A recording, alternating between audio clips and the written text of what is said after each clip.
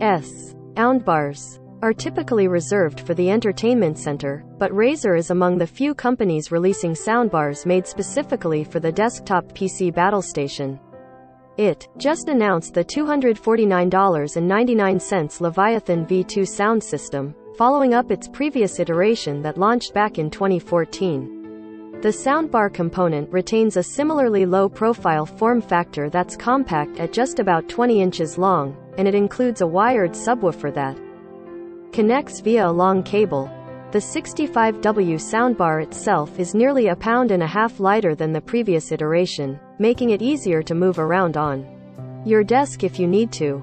On the other hand, the subwoofer is about a pound and a half heavier, boasting a slightly bigger 5.5-inch downward firing driver. The Leviathan V2 is packed with a few improvements, some being more obvious than others. For starters, it has a strip of RGB LEDs on its underside that can be programmed within Razer Synapse software for Windows to shine as wildly, or not, as you'd like. From a design standpoint, the Leviathan V2 looks more like a modern entertainment soundbar than its predecessor, with more subtle markings.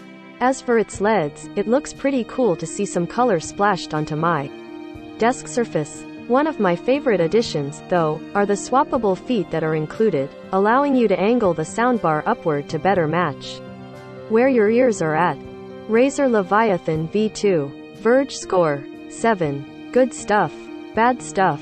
Internally, the Leviathan V2 has 2 full-range drivers and 2 tweeters, just like its predecessor, but it adds passive radiators to the rear, allowing the soundbar to deliver palpable bass by itself.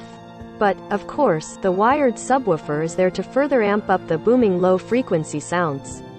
I'll get to more of the features below, but at $250, the main obstacle for Razer here isn't just convincing gamers that this is a good product, which it is, it's trying to convince them why they shouldn't instead get their audio fix from a different, more versatile kind of speaker system for a similar, or smaller, amount of money. The main reason why I bring that up is because if you're into console gaming or want to hook it up to your TV for streaming, you absolutely shouldn't get this, as there's no way to connect it to those kinds of devices. This soundbar lacks an HDMI port, and other common connectors, like a 3.5mm jack and an optical audio port, both were present in the original Leviathan, for routing a multitude of audio sources that would make it viable in the living room. Instead, it relies solely on USB for its wired connectivity. While it does support Bluetooth 5.2 for wirelessly connecting to phones, tablets, and other sources, that may not be enough versatility for you. Even if you aren't hung up on what features the Leviathan V2 lacks, it's entirely possible that your taste in design might lean more towards something that's understated. There are numerous options out there ranging in price, but I settled on Kanto's elegant YU2 self-powered bookshelf speakers. These connect to my PC via USB, just as the Leviathan V2 does, but they also support audio in via a 3.5mm jack. This lets them work with my PC, as well as my record player, or a TV if I had an audio receiver. These normally cost $269.99, but I was able to find a deal for around $150. This is, of course, just one of the many options out there. While the first-gen soundbar focused on Dolby's audio technologies that were popular in 2014, the Leviathan V2 features THX spatial audio, which is a little too complicated to use but sounds pretty fantastic. Alongside Razer Synapse, you'll need to use the free THX Spatial Audio app to turn it on. It installs upon setup when this product is plugged into your PC. From there, you need to set your main PC audio device as THX Spatial Audio, then turn the feature on within the dedicated app. Note, there's a toggle between stereo and THX Spatial Audio within Synapse, which would make this process far simpler, but it doesn't seem to do anything presently. So yes, spatial audio is definitely a cool feature for a spacious, virtual surround sound effect, and a growing number of PC games support it at this point. I enjoyed using it enough to leave the setting switched on, but some music sounded better to me with the setting off. There's also a new, software-based, center focus mode in Synapse that claims to steer more of the audio directly to the center. While Razer said its Medito work best with content that has multi-channel audio, it didn't make a significant impact to the listening experience for me with gaming or other content types. I enjoyed listening to music on the Leviathan V2 as much as I did my gaming audio.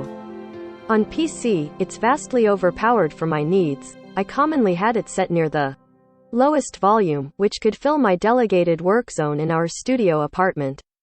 Suffice it to say, you could bring the house down with this soundbar system. The sound from this soundbar is direct, clear, and robust, and it provides a wider soundstage than I expected. If your PC space is anything like mine, it's already a rat nest of cables, which the Leviathan V2 adds to. In addition to its power cable and USB cable, the subwoofer is wired. Given that many entry-level soundbars in the home entertainment space typically include wireless subwoofers, I can't understand why Razer omitted it in this $250 system. One cool feature that can be customized in Synapse is the source toggle button, the leftmost button on the soundbar's top-facing panel. You can program it to toggle to a different audio source by tapping and holding this button, in case you need to route audio to your headset in a jiffy. Another addition that I like about the Leviathan V2 is that it can be controlled remotely via the Razer Audio app for iOS and Android. From the app, you can cycle between equalizer settings, adjust the soundbar's volume, change songs, and more. If you're someone who uses their PC for their main source of entertainment, the Razer Leviathan V2 will likely be the source of a lot of enjoyment. It isn't a soundbar for everybody, and that might be okay for some people. But considering its somewhat high price, it's hard to ignore the many devices that this soundbar simply can't connect to. Agree to continue. Razer Leviathan V2.